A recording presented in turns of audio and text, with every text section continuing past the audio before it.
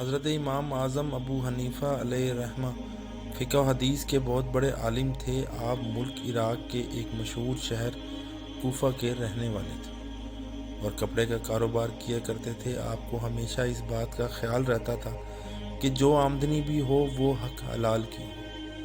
ایک بار آپ نے اپنے ایک نوکر کو کپڑے کے کچھ تھان دیے کہ جا کر بازار میں فروخت کر آؤ۔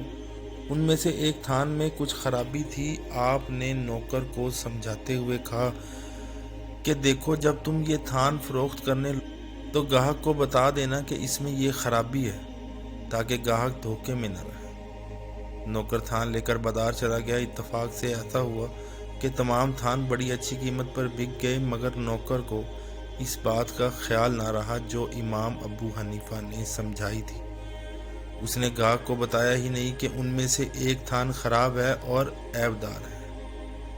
تھانوں کی فروخت سے جو رقم ملی، نوکر اسے لے کر خوش خوش گھر آیا۔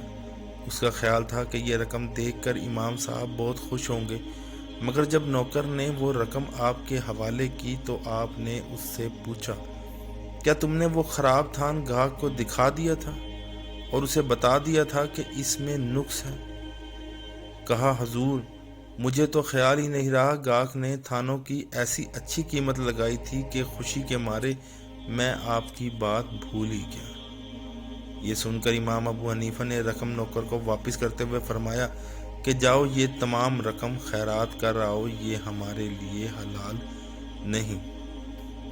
اس واقعہ سے ہمیں سبق ملتا ہے کہ ہمیں اگر کاروبار میں کوئی بھی چیز عیب والی ہو، اس کے بارے میں لوگوں کو بتا دینا چاہیے اور کسی کو بھی دھوکے میں نہیں رکھنا چاہیے، بے شک وہ ہمارے لیے حرام ہے۔